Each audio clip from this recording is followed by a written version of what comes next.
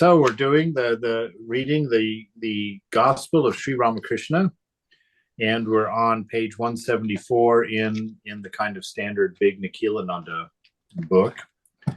And the date that we're reading tonight is Monday, January 1st, 1883. At 8 o'clock in the morning, Sri Ramakrishna was seated on a mat spread on the floor of his room at Dakshineshwar. Since it was a cold day, he had wrapped his body in his moleskin shawl. Pran Krishna and M were seated in front of him. Rakal, too, was in the room. Pran Krishna was a high government official and lived in Calcutta. Since he had no offspring by his first wife, with her permission, he had married a second time. By the second wife, he had a son. Because he was rather stout, the master addressed him now and then as the fat Brahmin.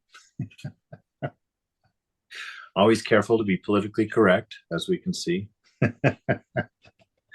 Now, it's one of the things I really appreciate about Thakur and actually just all of them, Sri Ramakrishna, the Divine Mother, Vivekananda, their ability to just be right there, and it was safe for them because they loved.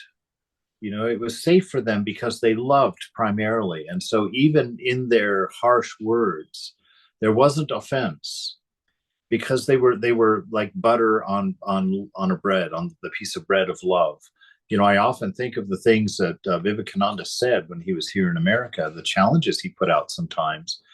It's a wonder that he didn't get lynched, being identified as a person of color back then and saying these things about American society just quite point blank.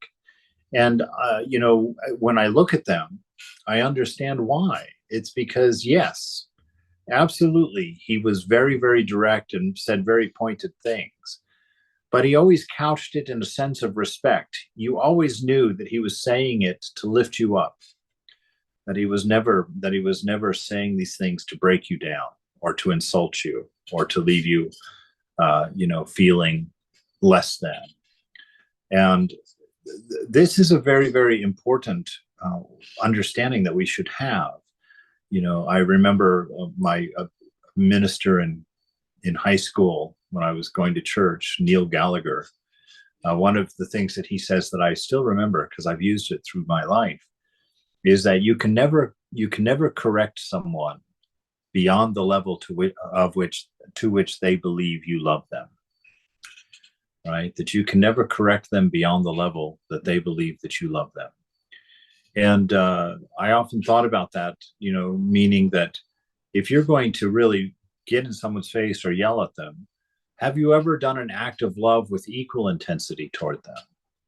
Have you ever told them what you appreciate about them or that you care about them or that so you have to balance these two. And quite often when we're saying mean things about someone, there's a malice in it. We want to kind of undermine them a little bit. We want to kind of take them down a notch. And that's why it causes real trouble for us, But Thakur could call this man the fat Brahmin. And of course, being fat in India is a different thing too. I was told that it was a good thing to be a fat sadhu in India because it indicated that you had a lot of devotees feeding you. It was the thin sadhus who weren't real sadhus because nobody wanted to give them their offering. They wanted to go find a better candidate for their offering. So in a sense, fat means wealth. Fat means you're living a life that's attracting good devotees.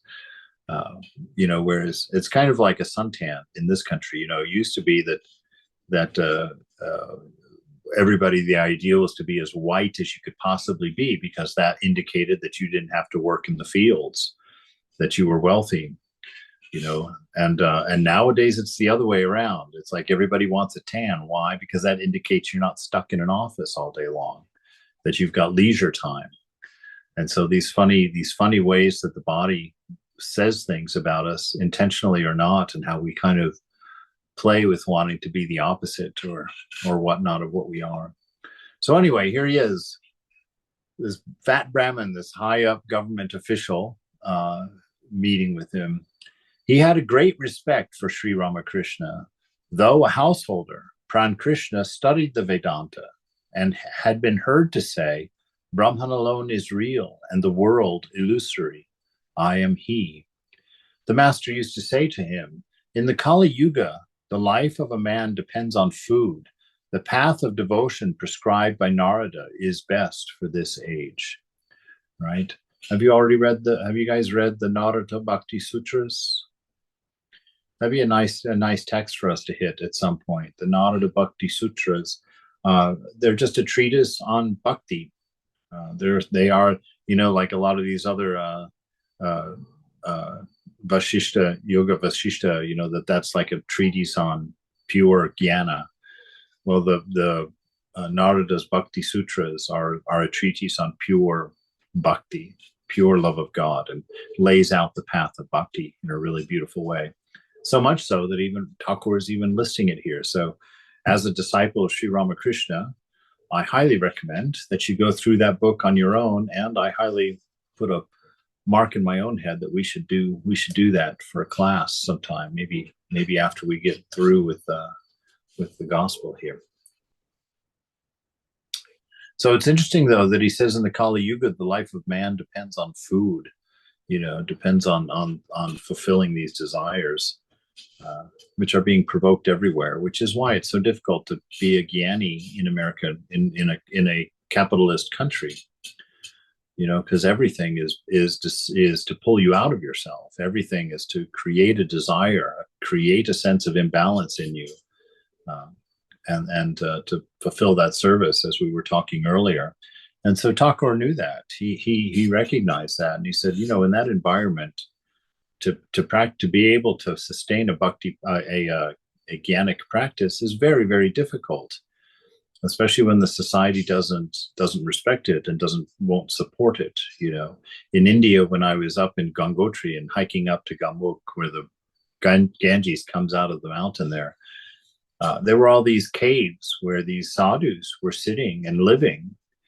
And in the winter, there's like 10, 12, 14 feet of snow covering them. And they had these very tall nylon stakes that had little flags at the top.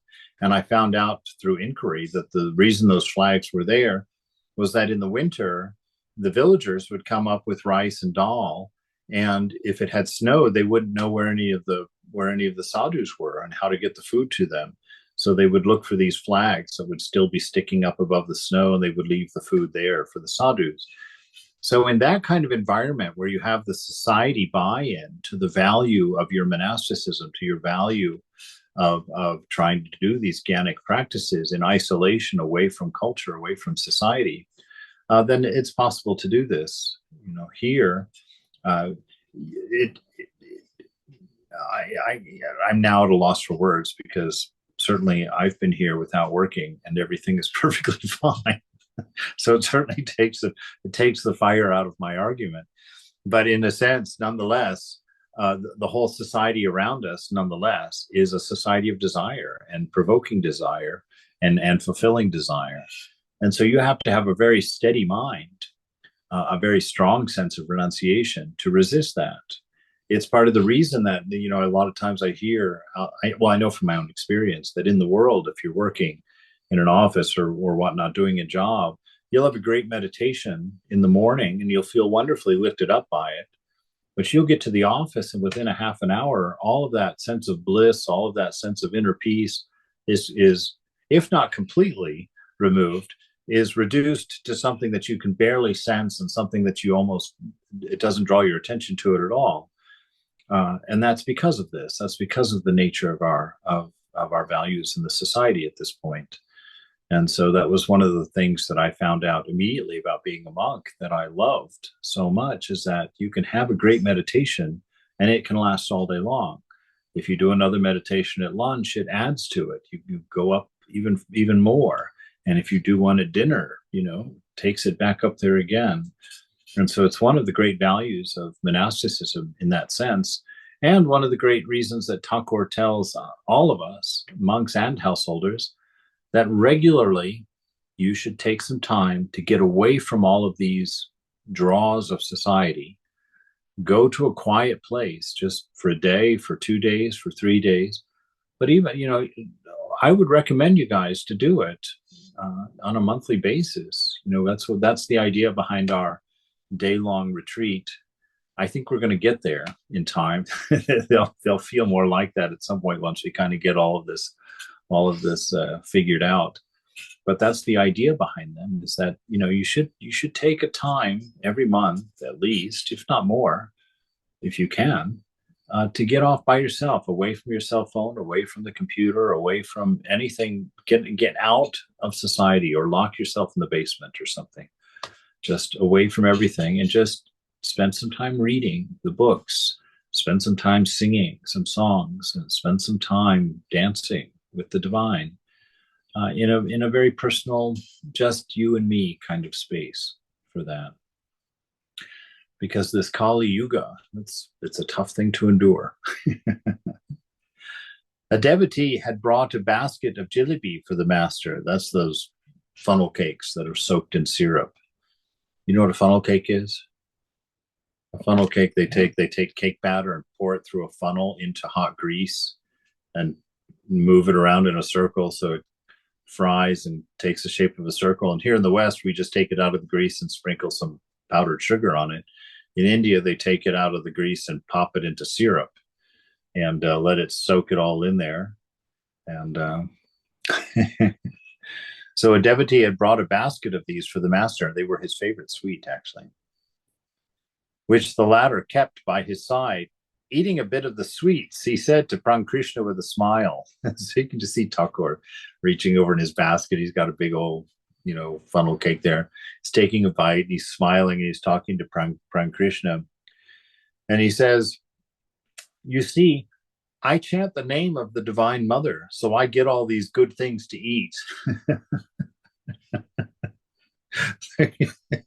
You just see his, just what a beautiful image. I won't define it. Just let that run in your mind. Thakur holding a big funnel cake up, having just taken a big bite of it. And he says, "See, it's because I chant the name of the Divine Mother that I get these sweets."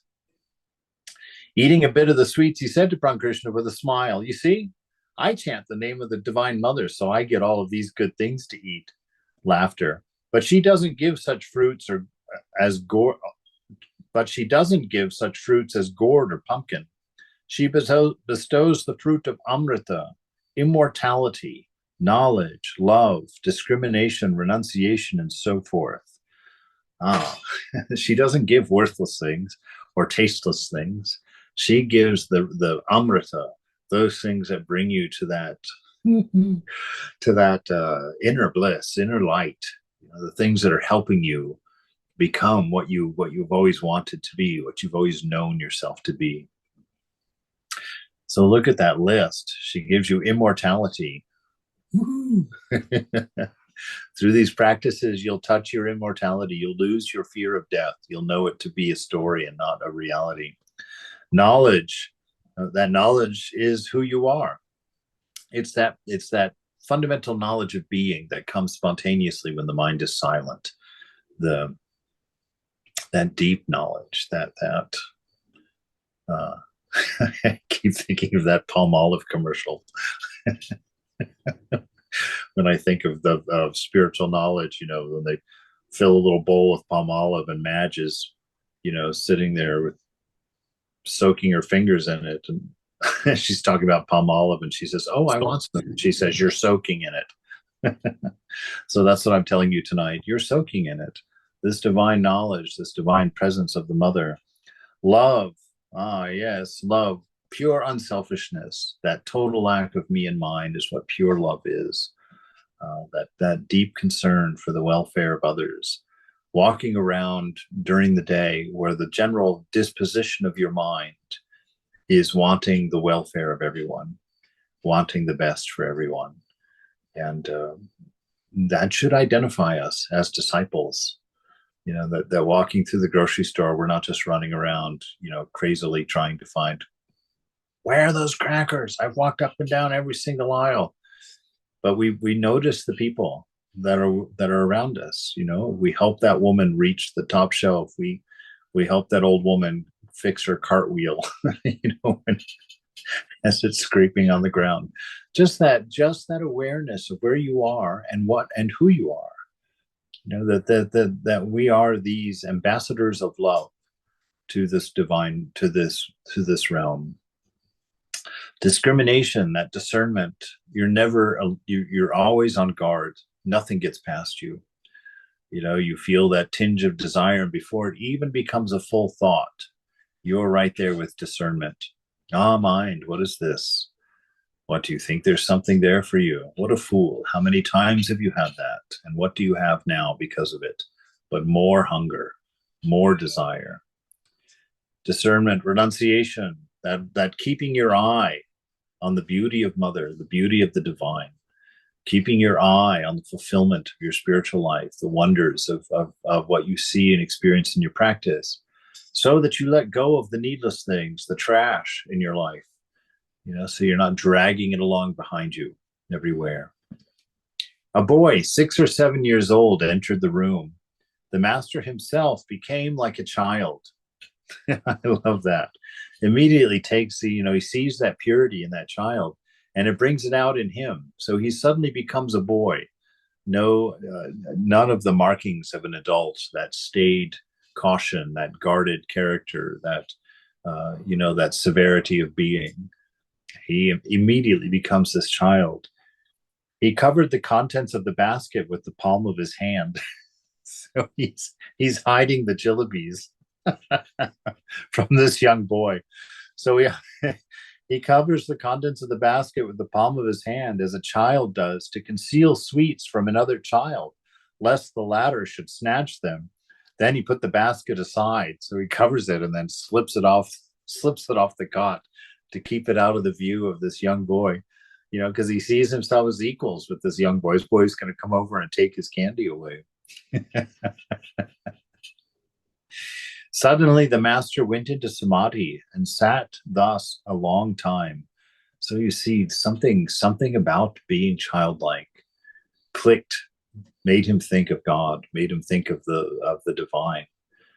Because holy men, they say, holy men often seek out the company of children because of that purity, that wonderful freedom that a child has, that lack of attachment that a child displays.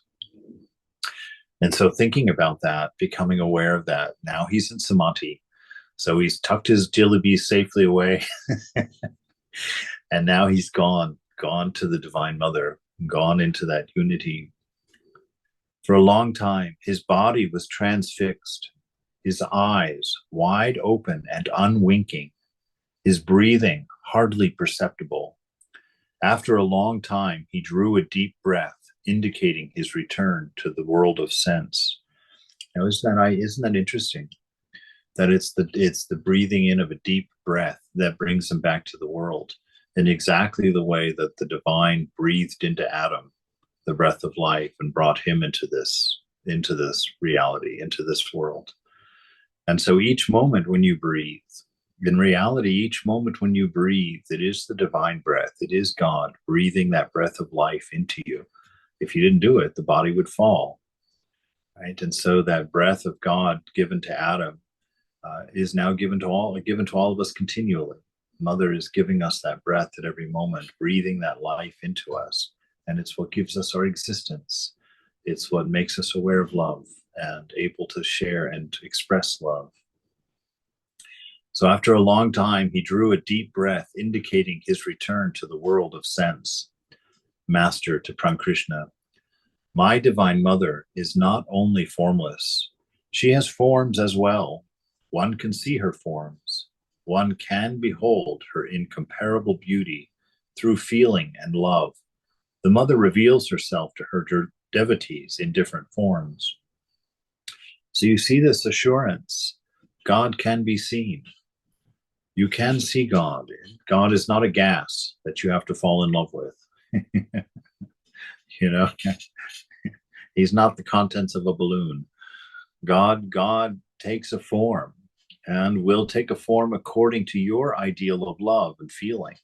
He'll come to you as the most handsome, the most strong, the most open, the most caring, person that you can possibly imagine. He will manifest. If it's your grandfather, he'll be your grandfather. If it's your grandmother, your grandmother. If it's your boyfriend, your boyfriend.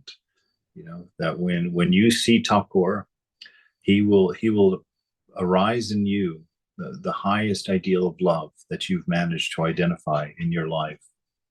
I often think of this in these near-death experiences, because that's one thing that's not considered. It's consistent that many people see someone in that. They either see God, they've also seen Satan, they've also seen their grandmothers, they've also seen their children, they've seen their husbands.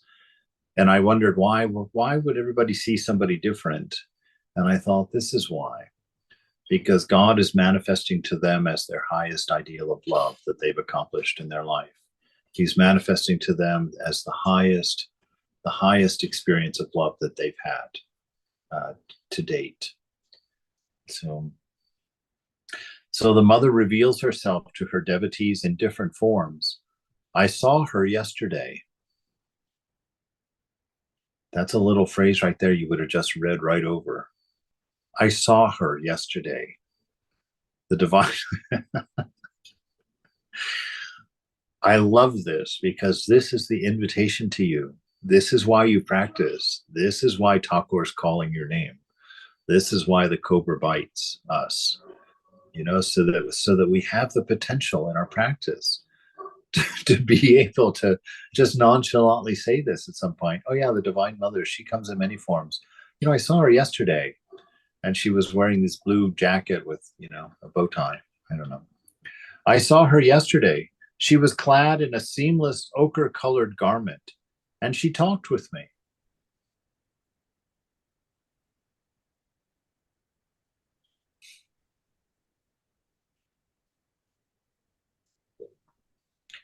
She came to me another day as a Muslim girl, 6 or 7 years old. She had a tilak on her forehead and was naked. She walked with me, joking and frisking like a child. Wow. Wow. Naked. You want the evidence that Thakur was utterly pure. No idea of body mind, that the Divine Mother could appear naked in all of her beauty and know that he would not have a thought of a body mind, that he would see her and know her. What an amazing thing. And she walked with me. And what was she doing? Look at this. This is God. This is God. Joking. The Divine Mother walked with him joking, not pointing out his faults and telling him what he needs to get cleaned up and what he needs to fix and how he needs to do his ministry and what needs to be done now. She's joking with him and frisking like a child, running around, playful, goofing. The Divine manifests and does what? Jokes and plays. This is so important to know in our practice. It's so important to know in our heart that this is the nature of God. Playful, funny, pure, sweet, adventurous, loving beyond words. At Hriday's house, I had a vision of Gauranga. He wore a black bordered cloth. Haladhari used to say that God is beyond both being and non-being. I told the mother about it and asked her, then is the divine form an illusion? The Divine Mother appeared to me in the form of Rati's mother and said, do thou remain in Bhava, right? And there's a footnote, a rare state of divine exaltation when the devotee, after realizing the absolute, remains in the borderland between the absolute and the relative. In this state, he sees that both the absolute and the relative, as the two aspects of the Godhead, are real. Right? That's what I say. In reality, we carry that portal within us. In active mind, we are in the manifestation, in the world of name and form. In silence of mind and the peace of the shrine within the heart, we're in the formless, in Brahman. And we are the portal going in between the two. this wonder of our existence, this real mystery of who we are, that we're a gateway between the two aspects of God, milk and its whiteness, fire and its power to burn, that we're situated in that midland. That midland is built into us. We have one foot in both worlds. But she tells him, and it's funny that she comes as some devotee's mother. She takes that form for this conversation and says, remain in bhava, stay in between this, stay in this interworld where you can step one direction this way and be in samadhi, and one step this way and be in love with the devotees. Stay in that space. I repeated this to Haladari. Now and then I forget her command and I suffer. He steps too far into the world, doesn't stay in that middle land. Once I broke my teeth because I didn't remain in bhava. Oh my gosh. So I shall remain in bhava unless I receive a revelation from heaven or have a direct experience to the contrary. I shall follow the path of love. What do you say? Can you imagine? You're listening to this conversation. He's talking to God. He's talking to you about talking to God as if it's nothing. I would just be I would have already lost my teeth. Nothing would be holding together. I would be like, and then he asks me what I think. Really? I wouldn't dare. What do you say? Prankrishna, yes, sir. That's about all you could say. Yes, sir. Master, but why should I ask you about it? Thank you. It's my thinking exactly. We're on the same page. But why should I ask you about it? There is someone within me who does all these things through me. So see his experience of that divine presence within, actually knowing that divine presence to be the doer. It's not his self, his idea of who he is, that does these things. He's aware of a presence of someone else who lives within him, who does all of these things through me. At times, I used to remain in the mood of godhood and would enjoy no peace of mind unless I were being worshipped.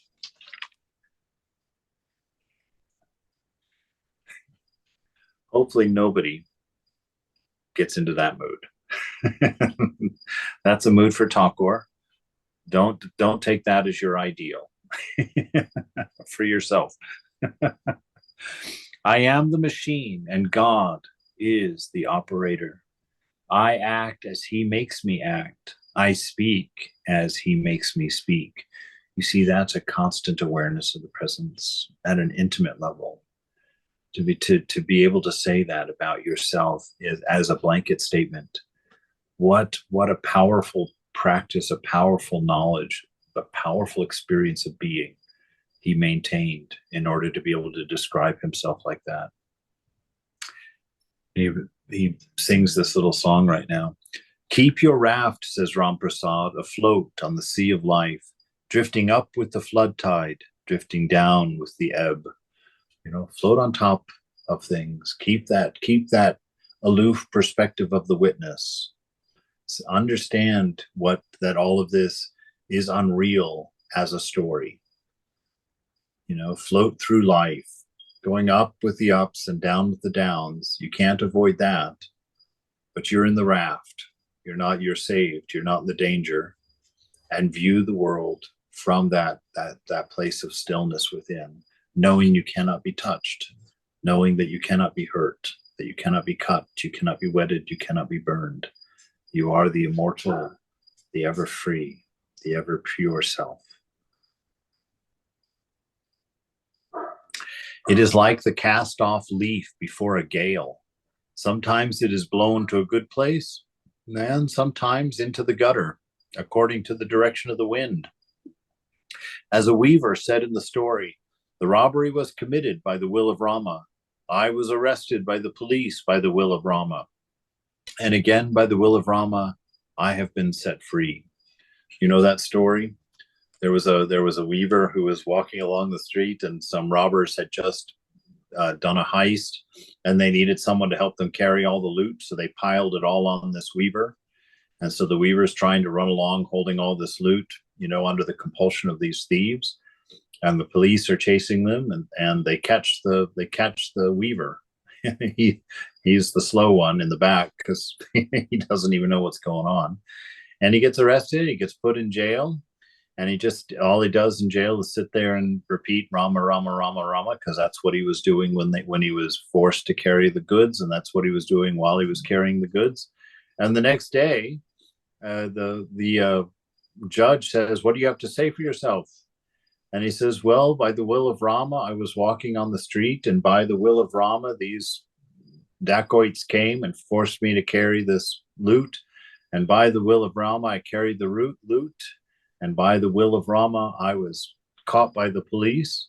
And by the will of Rama, I was placed in jail. And by the will of Rama, I stand before you now."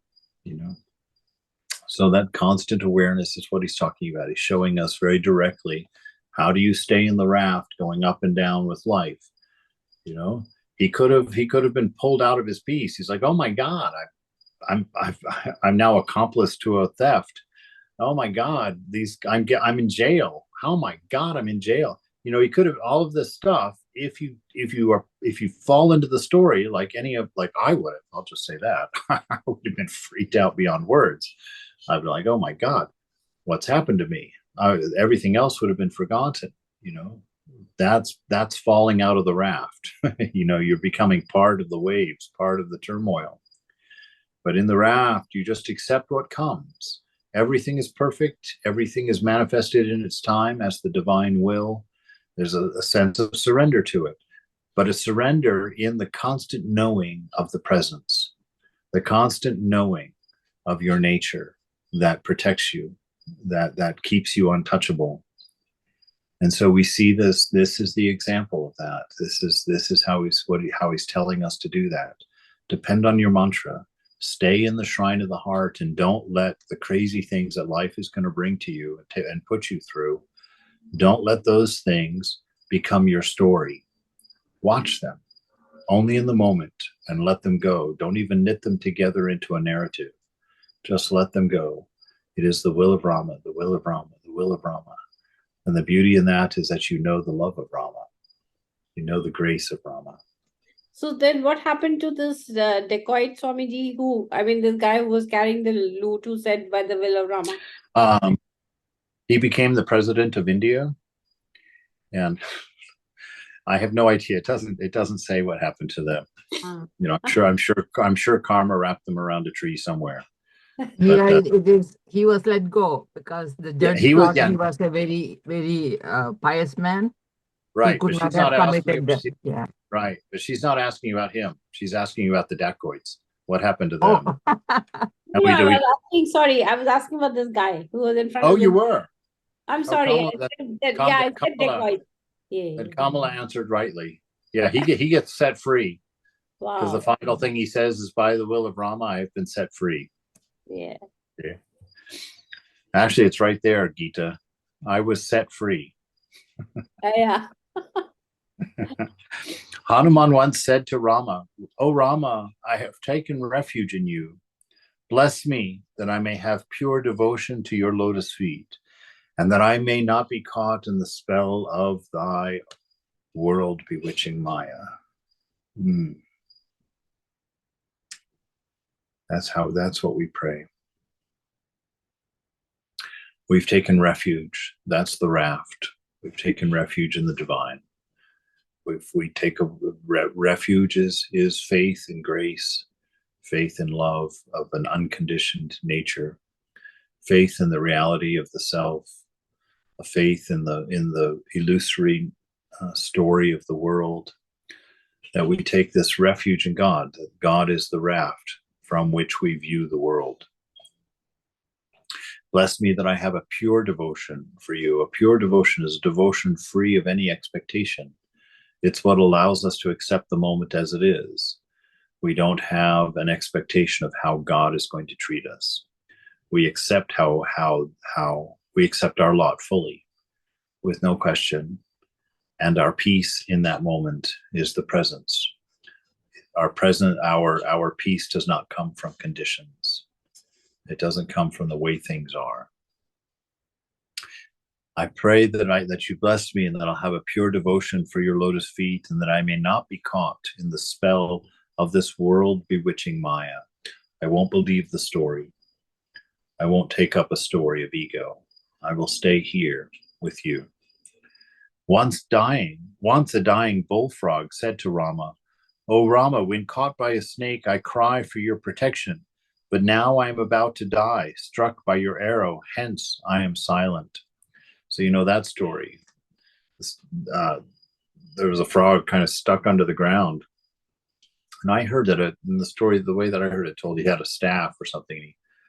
The arrow of the staff, or the arrow of from the quiver, goes through the frog, and the frog doesn't cry out.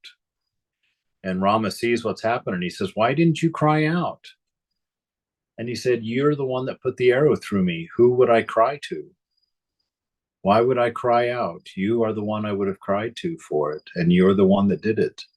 So you see that absolute, even in the throes of death like that, this frog was surrendered to the will of Rama. Rama put the arrow through me. Who will I cry out to? So he just doesn't even cry out. Once a dying bullfrog said to Rama, "O Rama, when caught by a snake, I cry for your protection. But now I am about to die, struck by your arrow. Hence, I am silent." Thakur says, "I used to see God directly with these very eyes, just as I see you.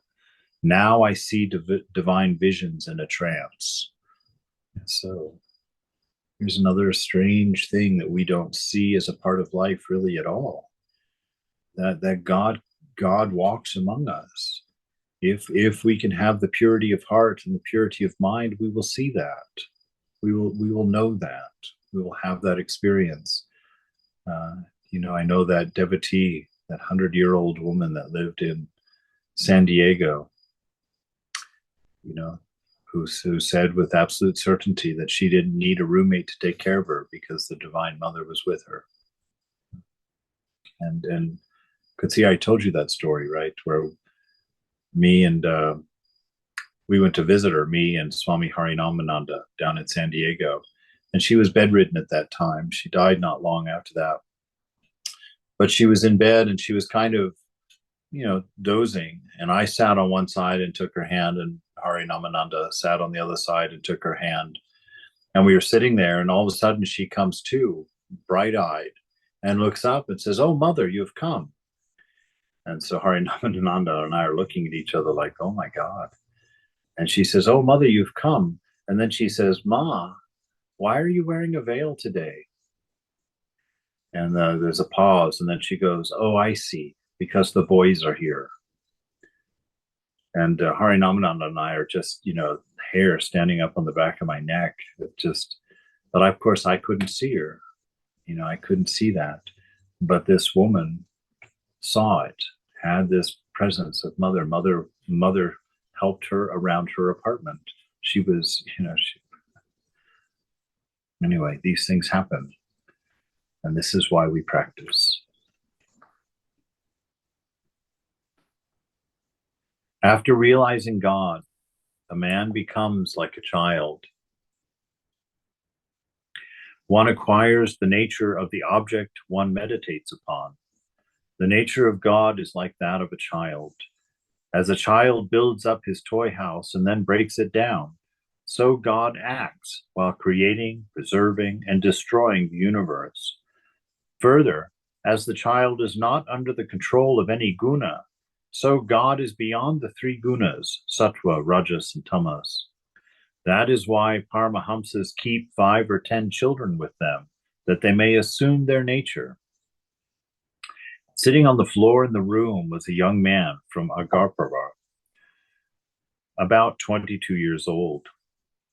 Whenever he came to the temple garden, he would take the master aside by a sign and whisper his thoughts to him. He was a newcomer. That day he was sitting on the floor near the master to the young man.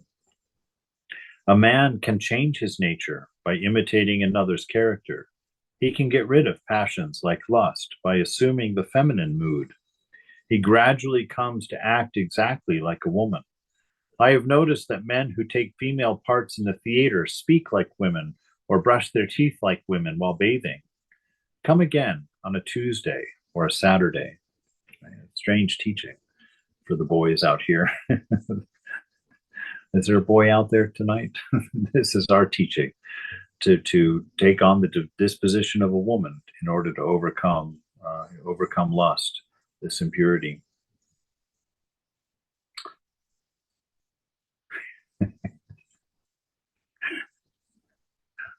There's all kinds of things in my head about that. Anyway, to Prang Krishna, Brahman and Shakti are inseparable.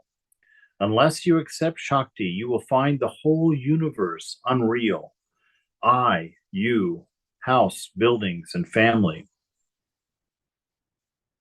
The world stands solid because the primordial energy stands behind it. If there is no supporting pole, no framework can be made, and without the framework, there can be no beautiful image of Durga. You see what he's saying here? This is that thing. This world is relative, right? And what does relative mean? It means that you can't know anything about something without something else, right? You don't know what big is unless you have an example of small. You don't know, it's relative. So everything is measured against everything else. If that was the only reality, this universe couldn't exist because it would collapse, because there's no absolute. There's nothing to support it. Everything is relative. So nothing could be known. Nothing could be known. That's all. if this world was purely relative. So that's what he's saying here. He's saying that with no pole, no framework. And what is the framework? Brahman. Brahman is the absolute unchanging. That is the pole of the universe. And from that absolute unchanging, the relative world is arranged around it. And so it has a semblance of value, a semblance of attribute, a semblance of existence, which it could not have if that center pole is there. You can't build a tent with no pole. You need that absolute unchanging from which everything else is measured, from which everything else has its place in the universe. So that Brahman is the silence that allows for sound. Brahman is that empty space that allows for objects. Without that, there could be nothing. And for him, that means this beautiful image of Durga, which is what he sees in all of this. All of this reality around us is the beautiful image of the Divine Mother, the active mind, the vibratory mind, the mind that tells our stories, the mind that allows us to recognize objects, to see things and people and places. But from this perspective, sitting in the raft, you look out at all those waves, and instead of seeing the danger and all of that, you look out and you see the beauty of it. You see the wonder of it, the amazement of it. You see God in everything, because that absolute unchanging you carry within yourself, because the universe that you live within is your very own universe, and it's held within the Brahman of mind, the pure mind. That is the unchanging absolute. And within that pure mind of yours are objects, are the manifestation, the power of God, as it ripples and produces thoughts that create everything that you're experiencing at this moment and thinking at this moment. And all of that are nothing but the bangles of the Divine Mother. The bangles of the Divine Mother. I sit here and suddenly become aware of these cicadas out there, and the crickets out there, and the grasshoppers out there, and that song. When you see it from that perspective, my God, there's a wonder to that. It's the thing that makes life worth it. It's the thing that makes life beautiful, is recognizing your beloved in these things, the fluttering of the leaves and the colors on the trees, and the waves in the grass and the heights of the mountains. They all are just singing a name of God, just wearing his beauty, her beauty. Without giving up worldliness, a man cannot awaken his spiritual consciousness, nor can he realize God.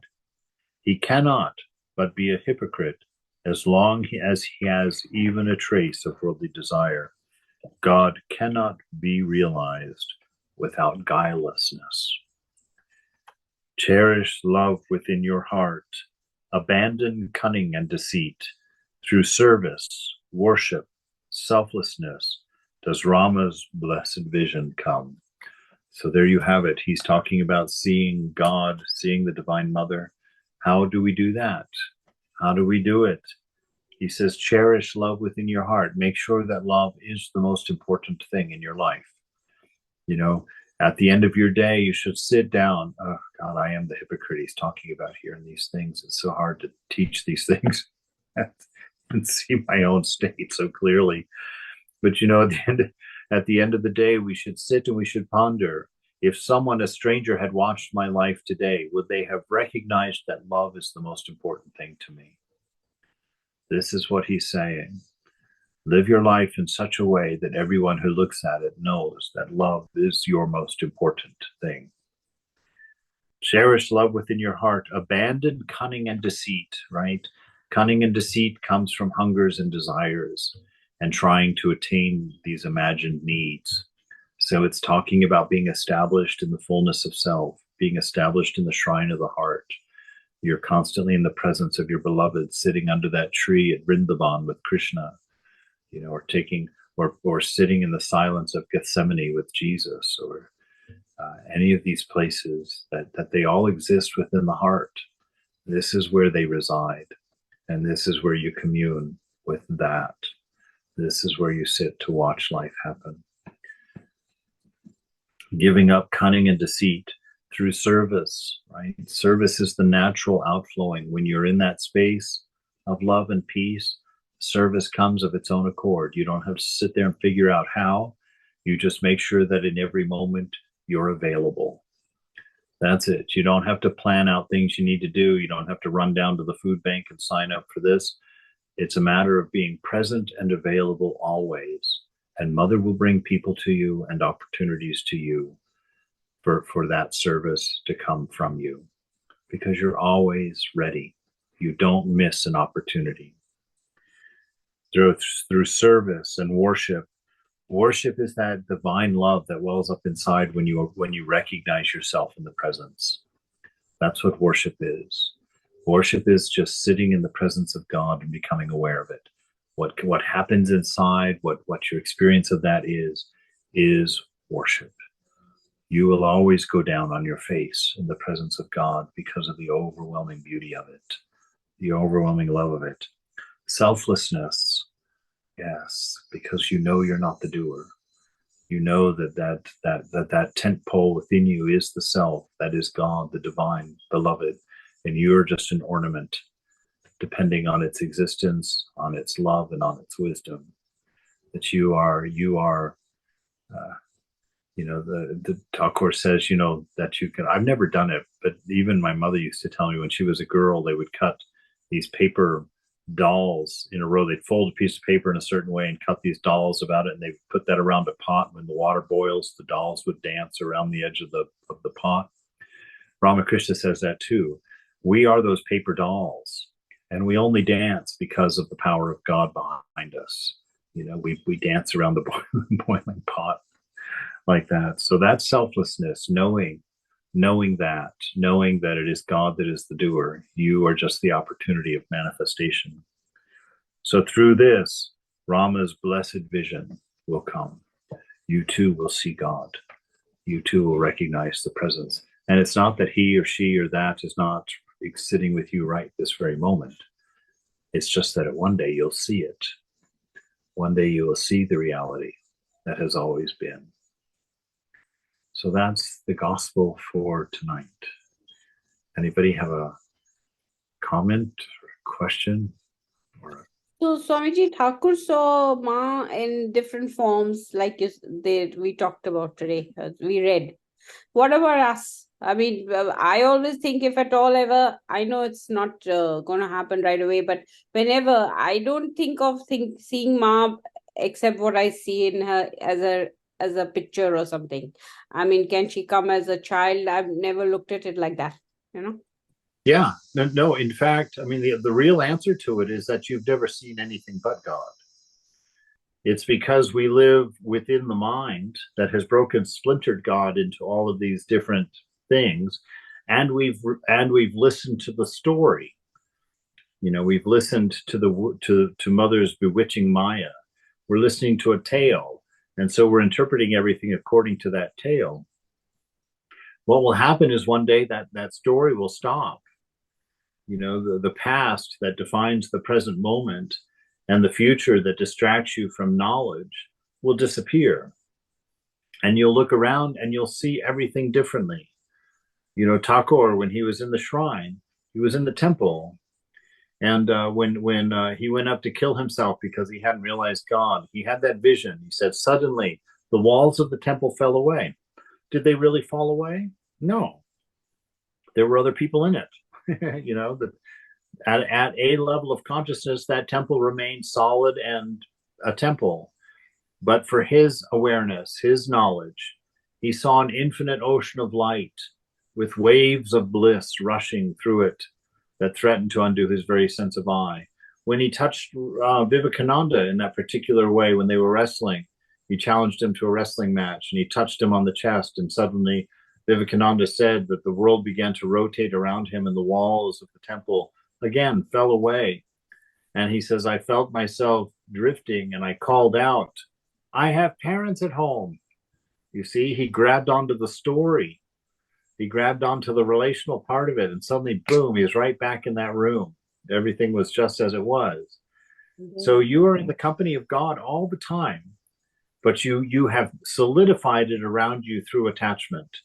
You have turned him into your world. You've turned him into your story. And so that's what you see is the cement-like structure of your story, this material world. But it's that what you're looking at now will be the same thing that you're looking at in ecstasy when you see nothing but this infinite ocean of light, because that's the true nature of what we're seeing here. It's like being able to go to the movie and recognizing and seeing the colors coming off the screen as beautiful shimmering colors coming off the screen. That light on the screen is what's happening. You won't be a part of the story. You won't be watching a movie. You won't be conjuring a narrative.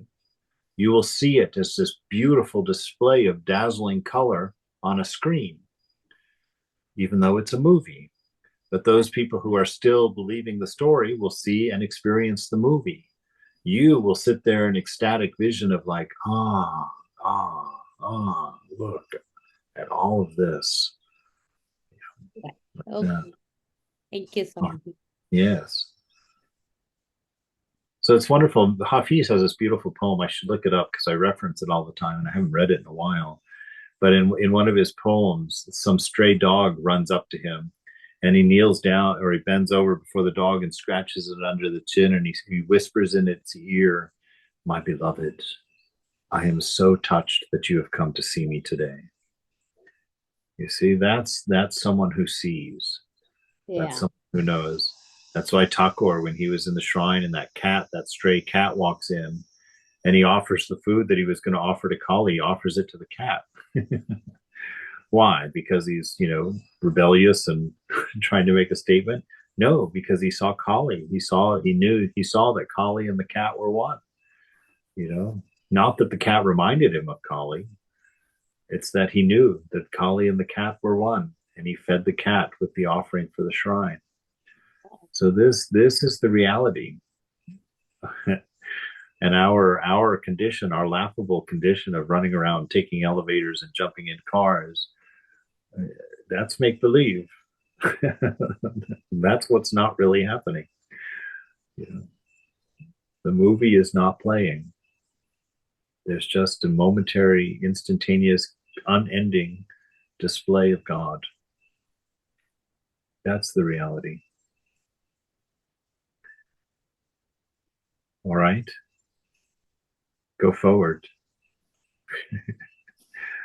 This is why we practice. Jai Ma. Thank you so much. Maharaj. Thank you. Jai Thakur. Jai Swamiji.